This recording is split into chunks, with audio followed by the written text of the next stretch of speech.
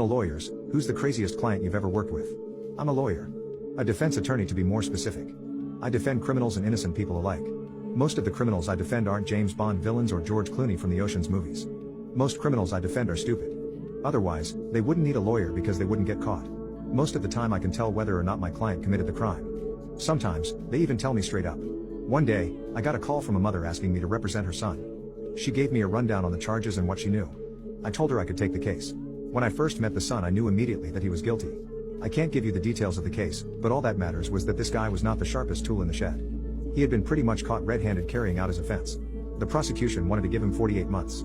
I negotiated them down to 36. I urged this guy to take the deal.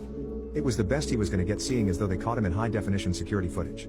He refused to take the deal. He must have been watching Suits every day because he would quote legal documents that had no relevance to his case in an attempt to justify going to trial. He thought this was goodwill hunting. In reality, this guy barely graduated high school and had the literacy of an 8th grader. Every meeting I had with him would end with me pleading with him to take the deal. He would refuse and say he had to go see his girlfriend. His favorite line was, "We have to fight it. We didn't have to do anything." After a couple meetings going nowhere, I decided to give up trying to talk sense into him. We went to trial. I'm a good lawyer, but I'm not Jesus. I'm not in the business of miracles. The jury found my guy guilty on all accounts. No surprise there. The surprise would come during the sentencing.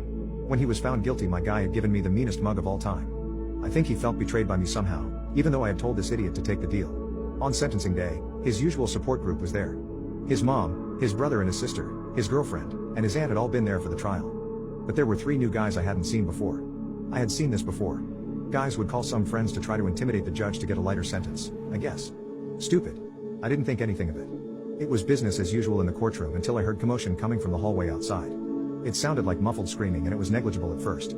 As it got louder, the judge had to stop mid-sentence and ask the bailiff to investigate what was going on. The bailiff didn't lift a foot before the doors to the courtroom swung open and a woman who looked like she had just woken up from a 15-year nap stormed in.